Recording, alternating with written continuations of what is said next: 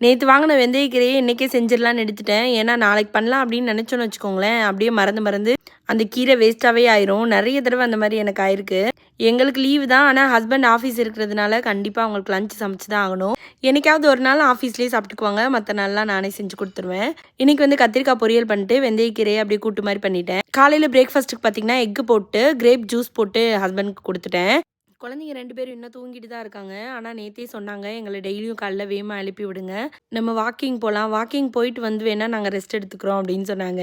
ஆனா அவங்க தூங்கும்போது எனக்கு எழுப்ப மனசே வரமாட்டேங்குது. ஏன்னா ஸ்கூலுக்காக தான் காலையில எந்திரிச்சு ஓடிட்டு இருந்தோம். இப்ப தானே லீவ் கிடைக்குது அப்படின்ட்டு.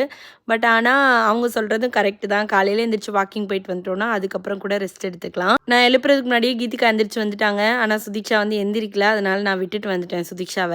போற வழியிலலாம் வந்து நிறைய முயல்லாம் பார்த்தோம். அப்புறம் நத்தை பார்த்தோம். கீதிகாவோட போனா நமக்கு பொழுது நல்லா போயிருங்க.